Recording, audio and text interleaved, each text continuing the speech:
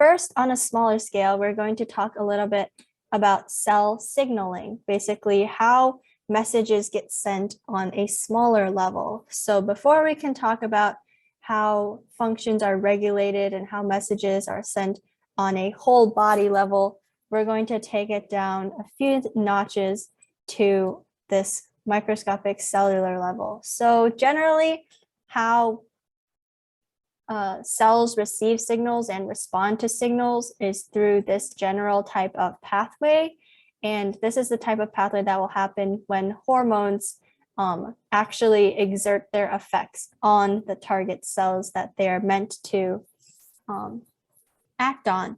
So the first step is the ligand binding to the receptor. And the ligand is just a fancy word for any kind of small molecule that's coming from the outside, binding to a receptor in the cell and producing some sort of response. So that could be a hormone, that could be a neurotransmitter, that could be like any sort of protein or something like that, antigens or like germs in your body, in your bloodstream.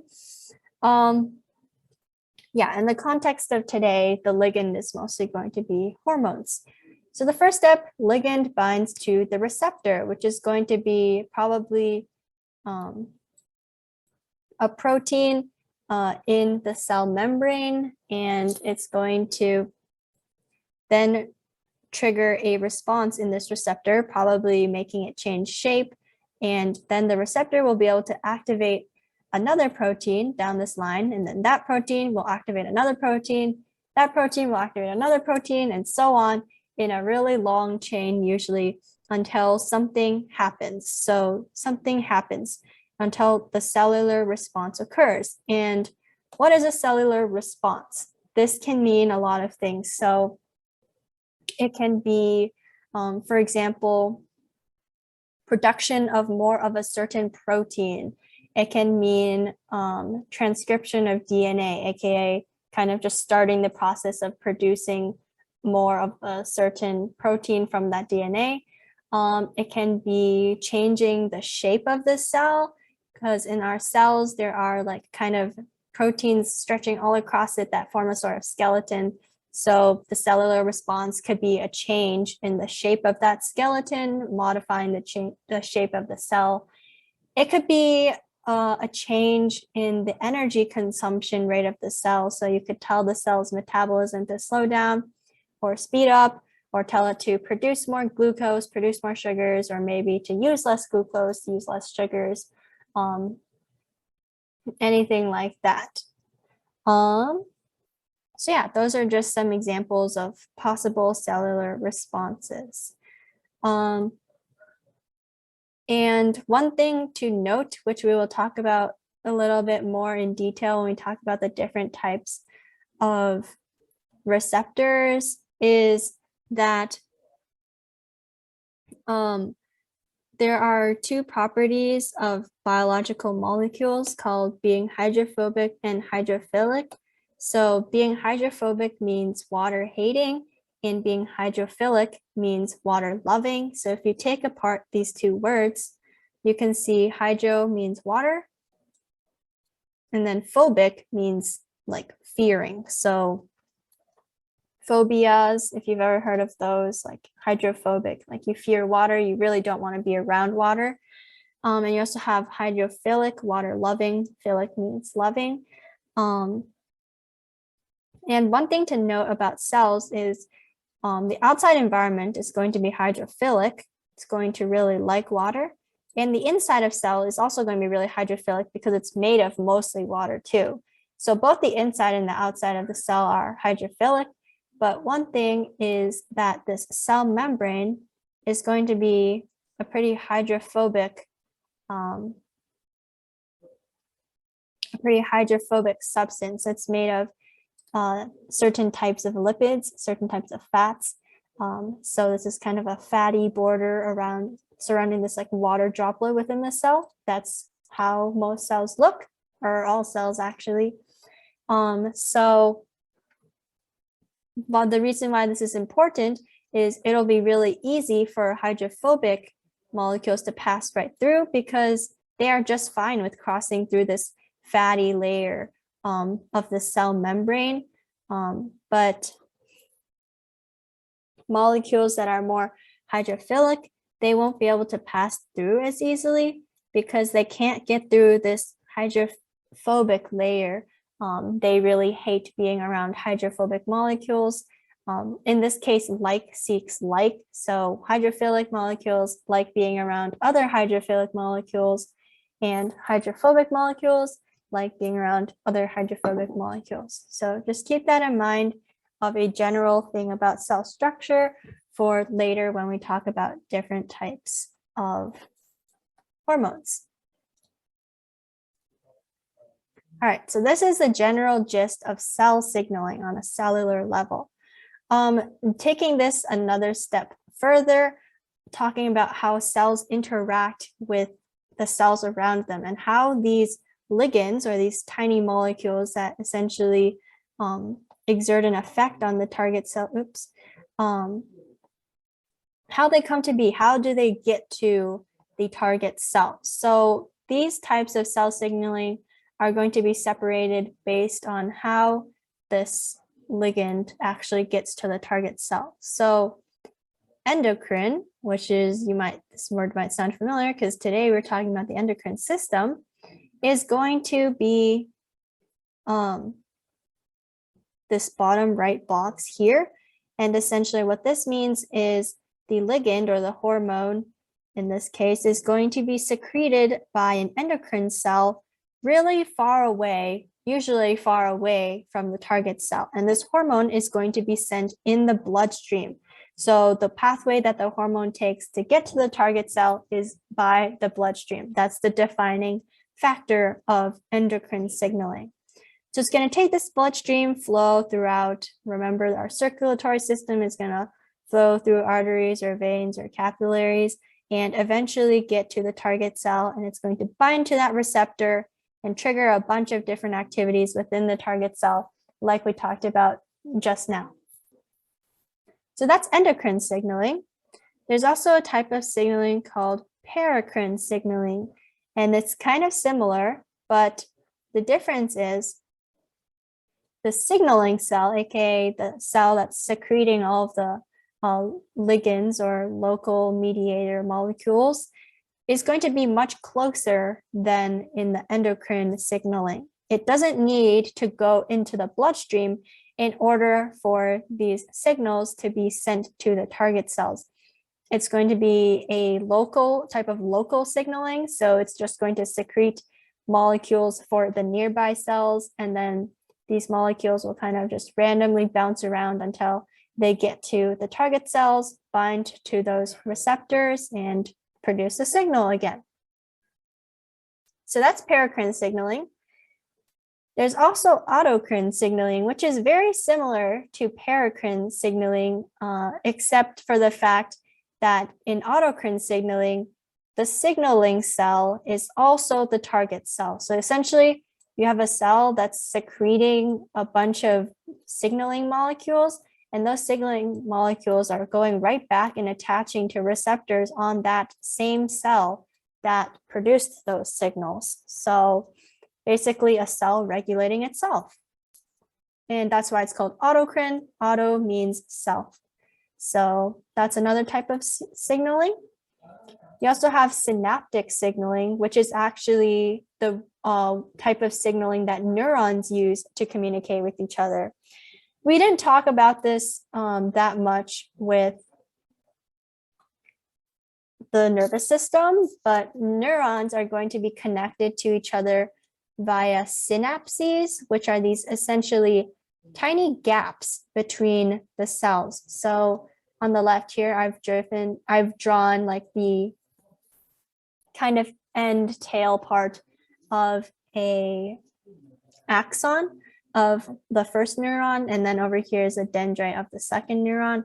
And essentially how they communicate with each other, usually sending tiny little molecules through this tiny gap between the neurons.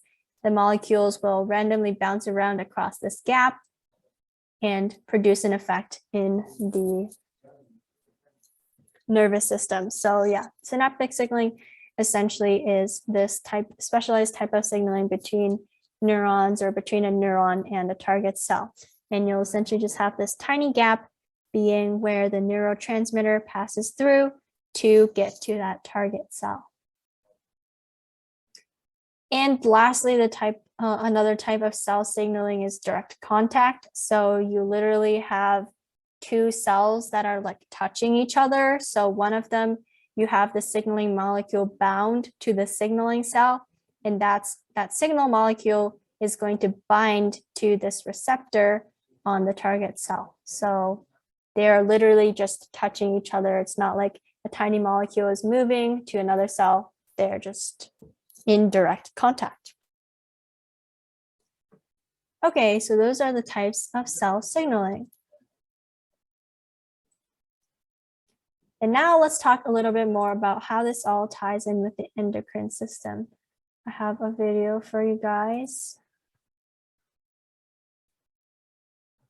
I'm going to share sound. Give me 1 second.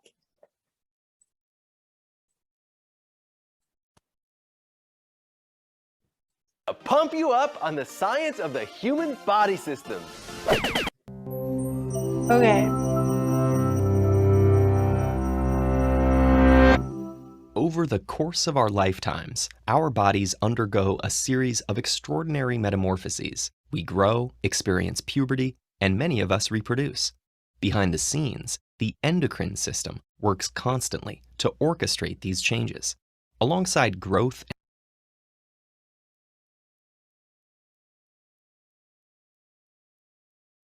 Oops, I was on mute. I was just saying these are some of the endocrine organs in our body, which we will talk more about later. They just drew them here.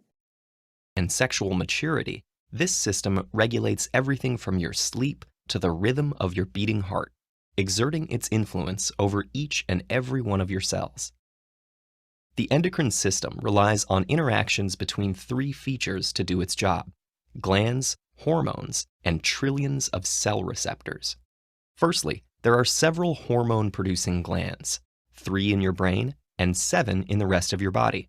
Each is surrounded by a network of blood vessels, from which they extract ingredients to manufacture dozens of hormones.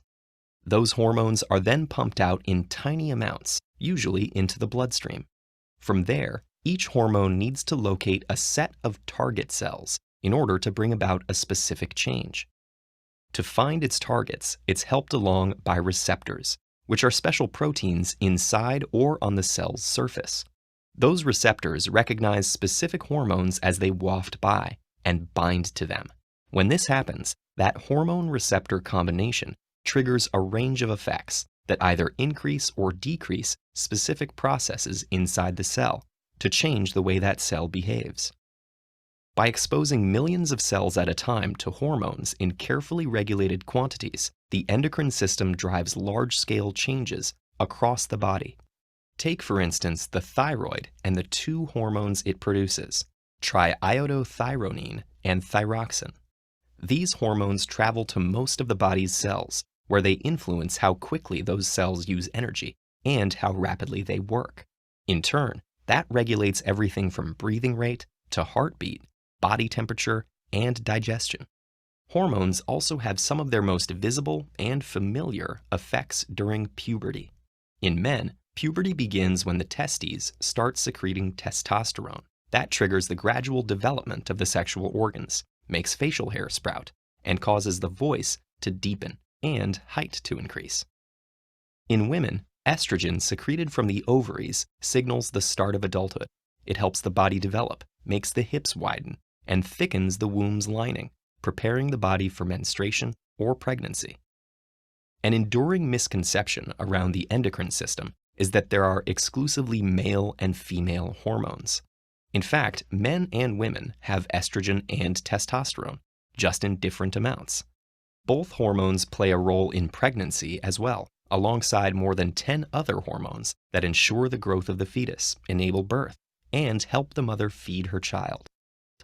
Such periods of hormonal change are also associated with fluctuations in mood.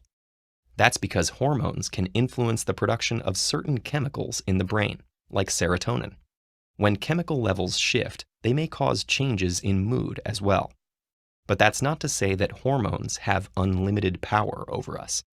They're frequently viewed as the main drivers of our behavior, making us slaves to their effects, especially during puberty.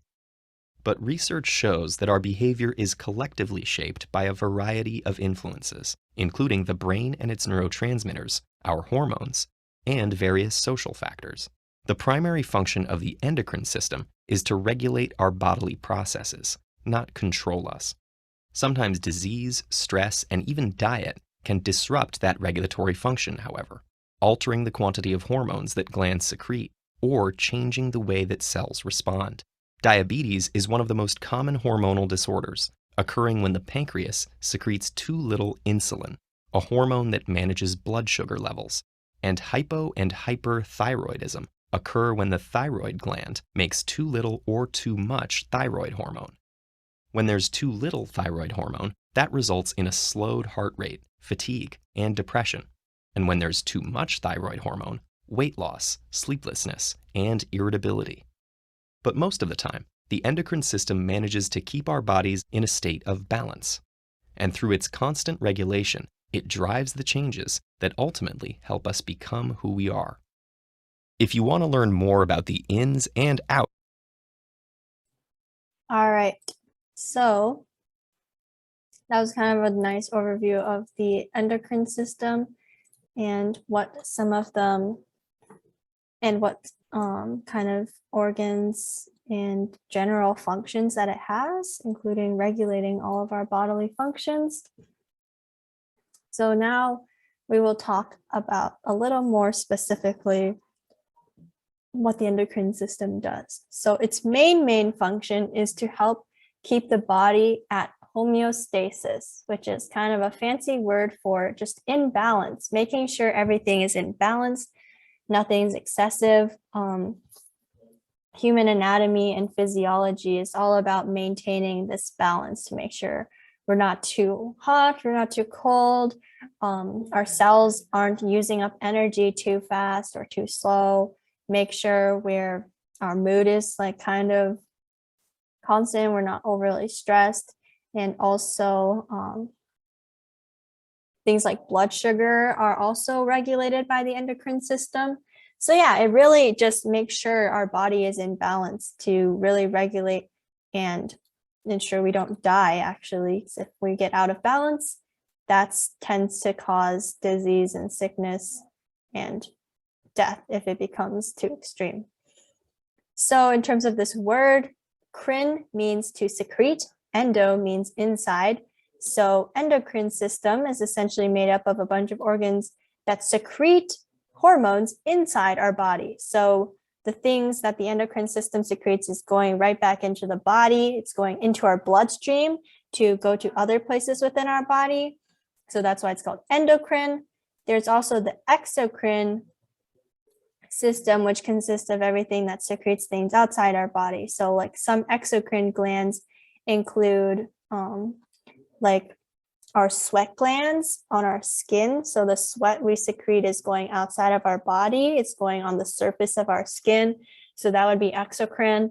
And we also have oil glands on our skin that lubricate our skin. So that would also be an exocrine gland. And then, yeah, so that's what the endocrine system does. That's kind of the defining characteristic. It's going to be secreting molecules called hormones into the blood that act on other cells, other organs to maintain balance within our body. So it's very important to ensuring we don't die. And then an overview of the major organs within the endocrine system.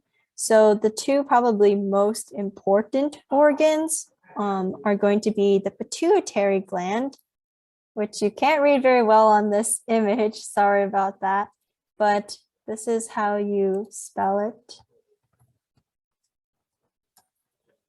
And also the hypothalamus. So these two glands are really important because they're essentially master regulators of all the other glands. So they can secrete a bunch of hormones that will act on these other glands and kind of control their functions. So you can imagine if you control the other glands, which control your entire body, that's a lot of control. So those are very important. You also have a lot of other glands. So there's the thyroid gland, there's the thymus, which are two kind of less commonly spoken about organs. You usually don't think about those when you think about like, oh, name an organ, but nonetheless, they are still very important. You also have the adrenal glands, which rest right above your kidneys. It was really mind-blowing for me when I realized that adrenal, which is spelled like this, is called adrenal because it's adrenal. Split it into two parts. So ad means like kind of on top of or on, and renal means kidney. So like renal disease is a disease of the kidneys. So adrenal glands are named because they sit on top of the kidneys. You also have the pancreas, which we mentioned when we talked about the digestive system. The pancreas, it secretes a lot of enzymes and things like that into our digestive system, which is not endocrine, but it also secretes hormones into our bloodstream. So it's still considered part of the endocrine system. And then we have ovaries and testes, which are organs that will secrete estrogen and testosterone and hormones like that. So they are also endocrine organs. And in general, one thing important to remember about the endocrine system is that hormones can only trigger responses in target cells. So in order for a cell to kind of respond to a certain signal, it needs to have the proper receptor. So not just anything can respond to it. That's why if you secrete a certain hormone from a gland, not all of the cells in your body are going to change the same way. It might just be your muscles, or it might just be your stomach, or it might just be another one of the endocrine glands that it's going to secrete more or less hormone now. So it's going to only act specifically on target cells, and the way we kind of determine which ones are the target cells are the ones that have the proper receptors for the hormone to bind on, like we talked about originally. Another thing about this is it's going to have slower and more widespread effects than the nervous system. So the nervous system, remember, it operates through electrical signals. So through the neurons, you're going to have a bunch of electrical signals traveling down each neuron and to the next neuron, a series of electrical signals. It's going to travel a lot faster in the nervous system than in the endocrine system. You're just, because in the nervous system, it's just electric signals and occasionally some chemical signals, versus in the endocrine system, when you secrete a hormone, it has to travel through this entire bloodstream to get to your target cells. So that could take a longer time, but it can also have more widespread effects than the nervous system, because once that hormone gets to the target cells, it might have a more long-lasting effect, and it can also affect a kind of larger range of cells. Like they don't have to be all in the same area. All right, so that was our overview of the endocrine system. Here, we're going to talk about some more major organs. So this is also kind of a blurry picture, but here we talked about the hypothalamus. If you remember that was also part of the limbic system, and it helped, which was a system in the brain that kind of regulates your emotions and memory and things like that. But the hypothalamus in your brain, and it's going to produce a ton of hormones, or that kind of regulate other hormones. So it's going to produce hormones that mainly act on the pituitary gland, and this pituitary gland is also going to produce a bunch of hormones that act all over the body. It's going to act on your ovaries or testes, and it's going to act on your skin cells. It's going to act on your adrenal glands. It's going to act on your thyroid glands. And some of these other glands, you have a thyroid glands, which is a set of glands that kind of wraps around your windpipe, your trachea. It's really like kind of in your neck area. And this is going to secrete hormones that regulate the metabolic rate of your cells. So how fast they use energy. The thyroid gland, if it thinks that your body isn't using up energy fast enough, it will secrete its hormone that will increase your metabolic rate. And if your body is operating at too high of a metabolic level, if it's using up energy too fast, then the thyroid gland will secrete less of the hormone and your metabolism will slow down. You'll probably gain weight. And some other important glands. We also have the adrenal glands, which is going to secrete a variety of hormones as well. One thing it secretes is epinephrine and norepinephrine. So if you've heard of epinephrine, that's like the fight or flight hormone, also called adrenaline. So that's something important that it secretes. It's also going to secrete a bunch of hormones that act on your kidneys, kind of regulating how much urine you produce, how concentrated your urine is, and also regulating your blood volume, blood pressure, things like that. And yeah, there's a ton of other organs as well. Oh, I guess another one I can talk about is the pineal gland, which is also found in your brain. There are quite a few endocrine organs in your brain. And it's going to secrete melatonin, which is the hormone that regulates your sleep cycle. So if some of you are unable to fall asleep, if you're like an insomniac, you might take melatonin gummies or melatonin. Do they do them in pills? I'm actually not sure, but they also come in gummies, and some people take it to help them sleep because melatonin is the hormone that regulates your sleep cycles. It helps you sleep by acting on cells in your body. And it is naturally secreted by the pineal gland, even though some people take supplements of it. And you also have the pancreas, which is another big one. It's going to secrete insulin and glucagon, which are two hormones that regulate your blood sugar. All right, so this is an overview of the major endocrine organs. As a review, you have the pituitary gland and hypothalamus in your brain that are kind of overseeing all of the other functions. And then you have a bunch of different endocrine organs here that secrete hormones that regulate anything from metabolism rate to your fight or flight response, to your stress levels, to your urine volume and what's in your urine, and your blood sugar and your sleep cycles. So yeah, a lot of things. So how does this regulation actually occur? I've been talking about how the endocrine system kind of maintains balance within your body, and also how like the hypothalamus and pituitary gland are going to be regulating your entire body essentially. So how does this occur? How do glands and hormones know when to be secreted or when to kind of decrease a certain bodily function or increase it? So the way this happens is through feedback loops. In general, I've drawn here the kind of general format of a negative and a positive feedback loop.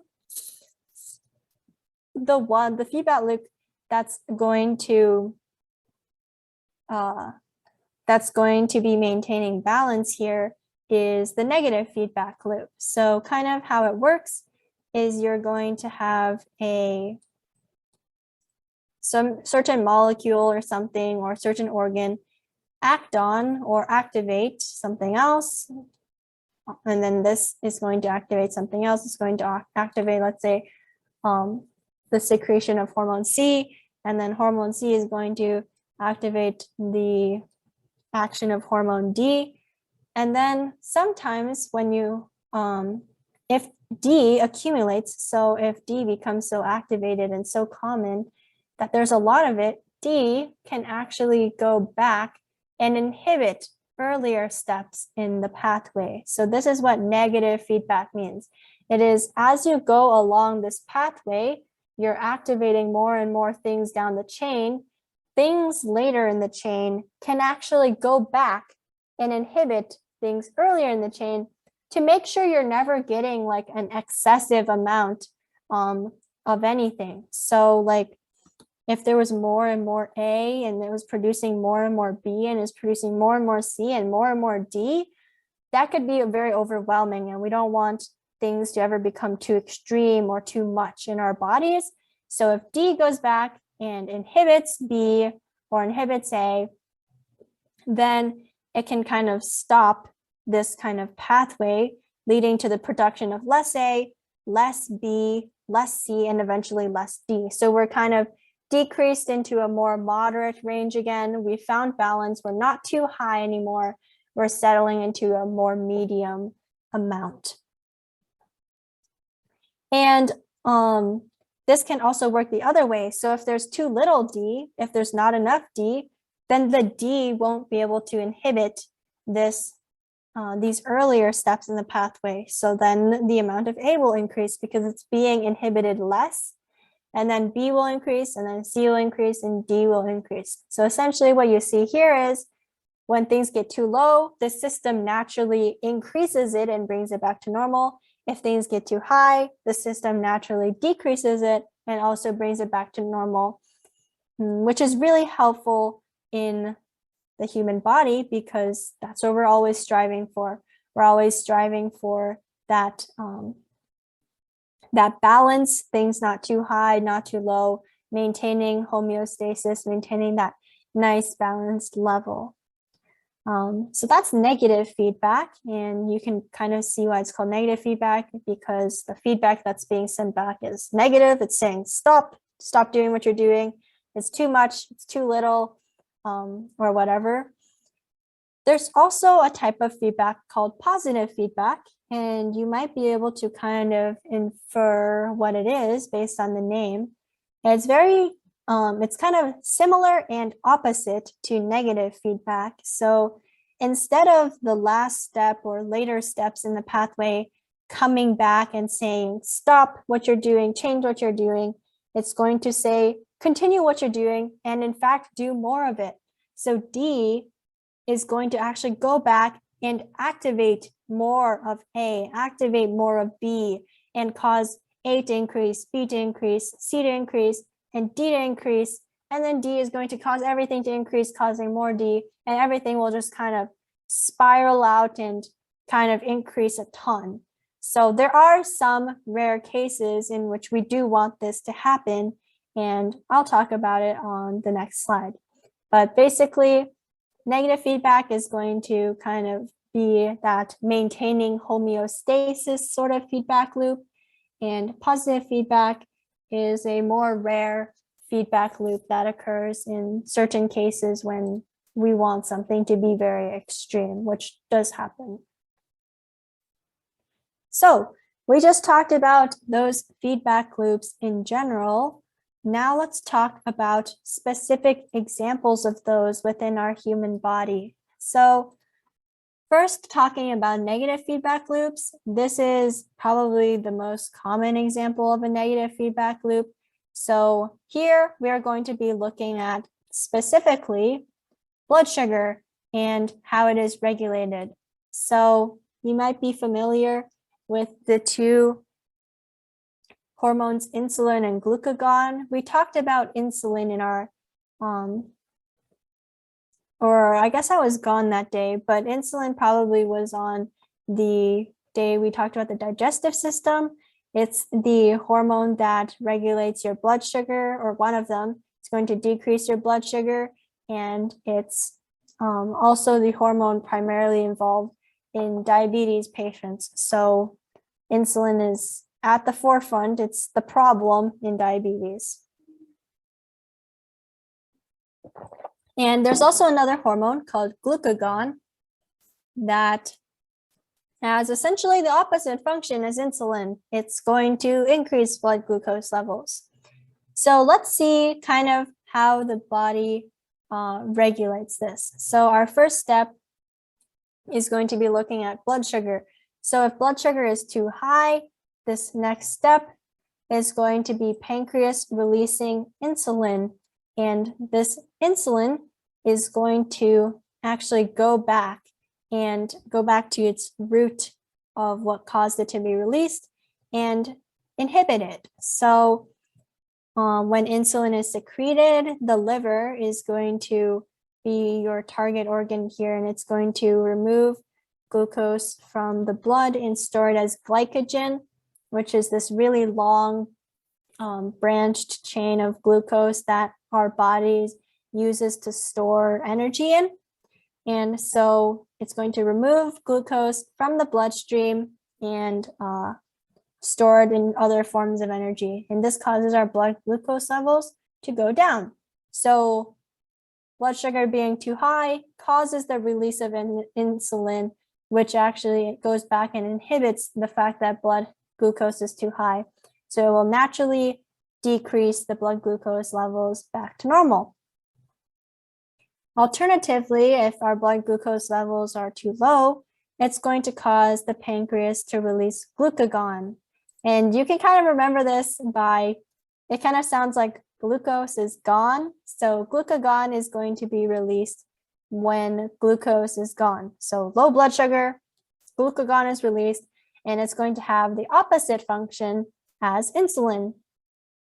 It's going to actually cause the liver to break down this stored glycogen, this stored energy that we just made, and release glucose into the blood. So that will increase our blood glucose levels and bring us back to normal. So in both cases, we are maintaining homeostasis. We are maintaining a level of balance. So yeah, as you can see, both of these are very important in maintaining balance. So if one of them becomes problematic, if it doesn't work, like in the case of diabetes, insulin is not being produced or it's not being properly responded to, then that can be a problem for our bodies because we are no longer able to maintain this balance, this homeostasis. All right, so that was a negative feedback loop.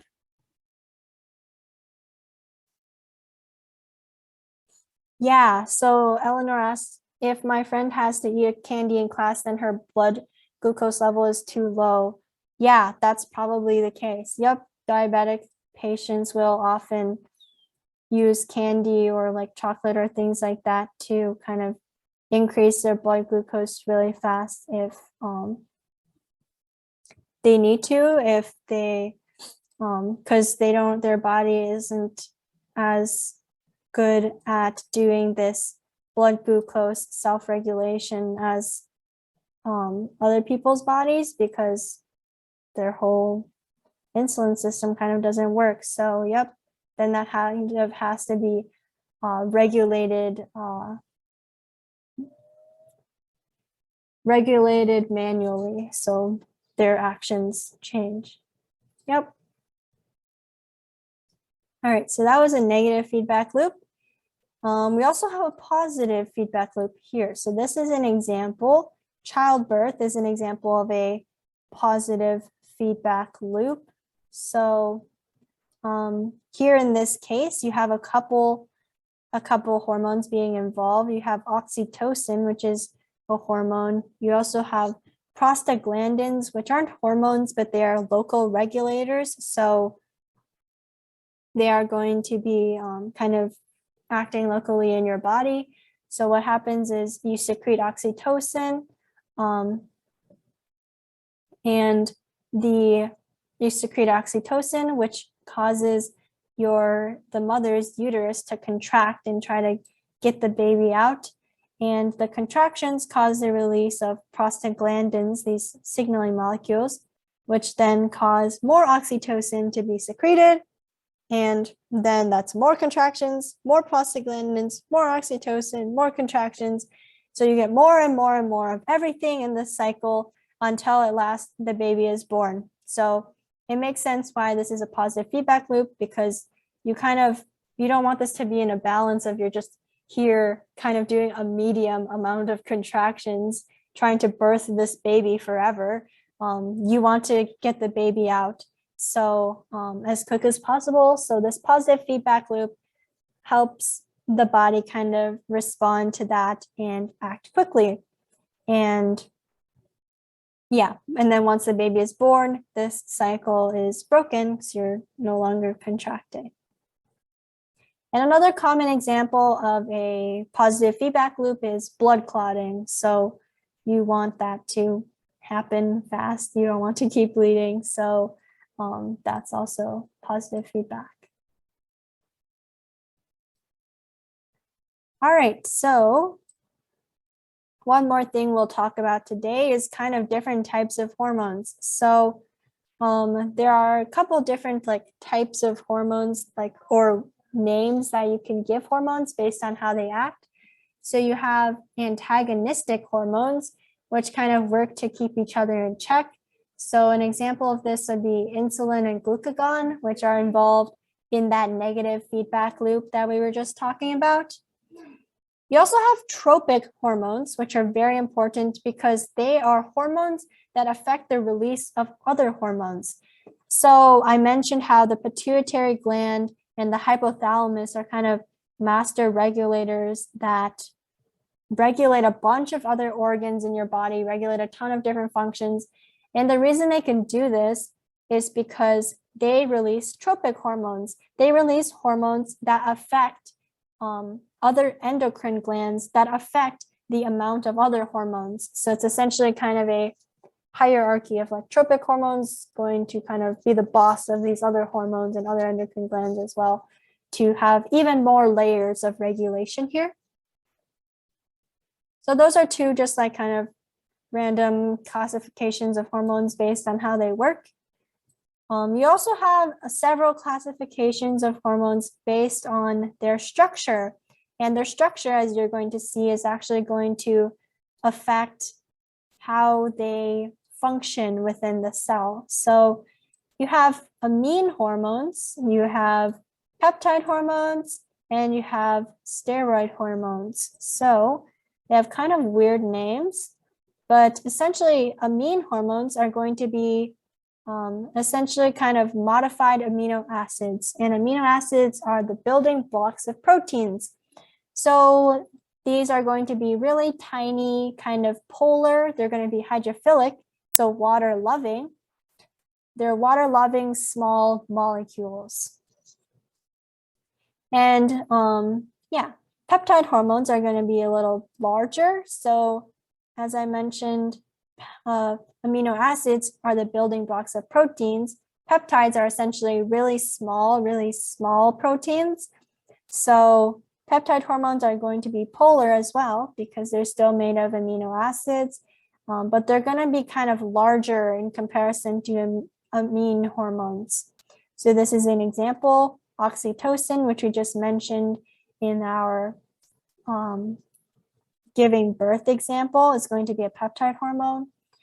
And finally, we have steroid hormones, which is hormones that are derived from cholesterol. And you can kind of recognize them by their ring shape. So they're going to have 4 rings in their structure. And they are derived from cholesterol. And they are very hydrophobic. So they hate being around water. They're like fats, essentially. They act like fats. And you might know that oil and water don't mix. That's because oil is hydrophobic and water is hydrophilic. So they really hate being near each other. And likewise, steroid hormones also really hate being near water. And this is in contrast to the other two types of hormones for which they like being near water. They are hydrophilic. So based on this, I have here images of some hormones. What classes of hormones do we think these each belong to? So let's get out our annotation tools and try to see, let's circle the steroid hormone first. Which one do we think is the steroid hormone?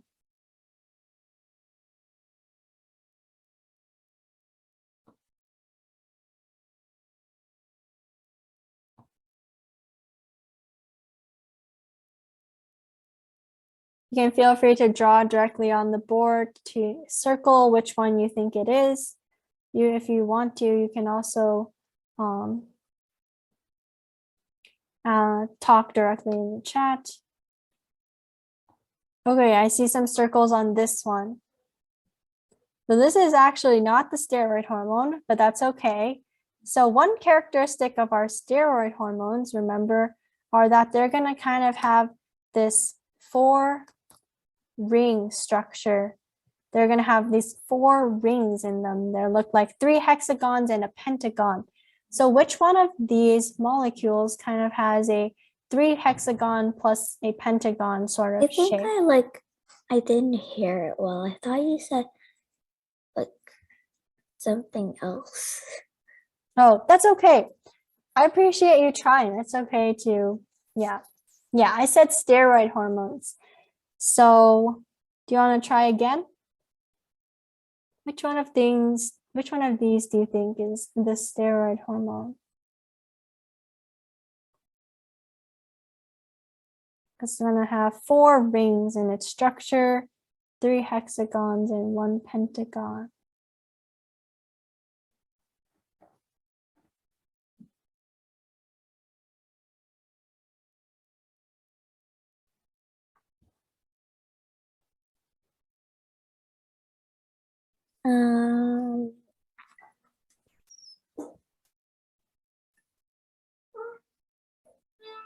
So I already told you it's not this one on the right. So do we think it's the one on the top here or the one on the bottom? Let's count the rings in here. Here's one, we have 1 ring. Here we have another, so we have 2 rings here. And then here in this one, we have 1, 2, 3, and 4 rings. Yeah, so which one do you think it is? Which one is the steroid hormone? It's the second one, like the second one you drew on. Yeah, yep, it's this top one. So yep, we can recognize the steroid hormone from these 4 rings. So we have 3 hexagons and 1 pentagon. This one is actually going to be our amine hormone. That's a little harder to tell, but it's going to be kind of a smaller molecule, and it's does not have those characteristic 4 rings. And the one on the right here is a peptide hormone. It's a little hard to see, but each of these circles represents an amino acid, and the lines between them represents bonds. So you have a bunch of amino acids bonded together that forms a protein or a peptide.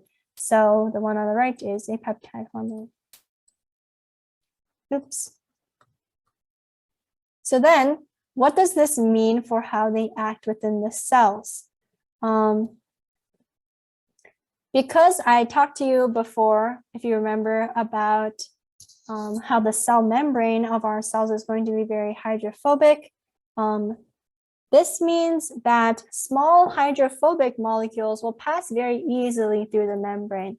So steroid hormones, rather than binding to receptors on the cell membrane, like we talked about before, they're actually going to pass right through the cell membrane and usually go in directly into the nucleus of our cell and kind of bind to receptors there and affect how fast the DNA is converted into protein, causing different responses like that. Whereas amine hormones and peptide hormones, they are going to be hydrophilic. They're going to not interact as well with the membrane. They're not going to be able to pass right through usually. So they're going to bind to receptors on the cell surface, and this receptor protein, which goes through the membrane, it's kind of stuck in there. It's going to then go through the receptor to affect other proteins down the line and make a response. So in that case, you can see how differing structures affects how these hormones act. All right, and I think I'm going to stop for there. If you want to check out goiter, which is a disease. I have a question. Oh yeah, go for it. But you said like you said that like the big like round, I don't know. Yeah, the one I thought it was like you said, was it a peptide? Or Yep. what was it called? Yep, it's a peptide. So how come here it's like all curled up, and on the other picture it looks like something else? Yeah, it's a really good question. So proteins, they are so diverse and versatile because of their structures. So when proteins are formed, when these bonds between the amino acids are formed, that's not the end of the formation of a protein. They are going to continue folding upon themselves and have these kind of weaker bonds between themselves and fold into different shapes. So depending on which amino acids are bonded to each other in proteins, they're going to actually form different shapes. And that's what gives them their unique functions. These specific shapes will bind better to different receptors or bind better to other proteins and allow them to serve their function. So yeah, the reason they're kind of shown differently is because they are, well, this one is like literally bonded in different ways, but also the other one over here, this is shown this way because it is kind of shown being a little folded. And you can see one of the ways it's folded. This is a bond that helps with protein folding. This thick bond is another way. And then, yeah. Does that help?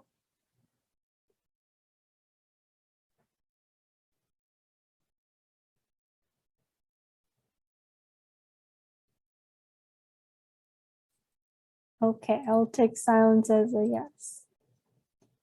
All right, and I didn't get to talking about this, but if you're interested in checking out, this is one of the diseases of the endocrine system.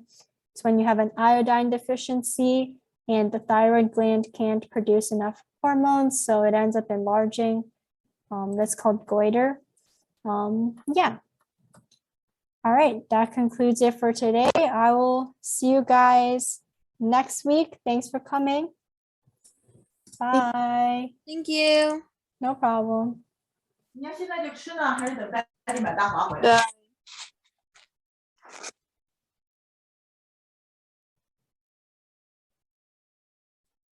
Bye.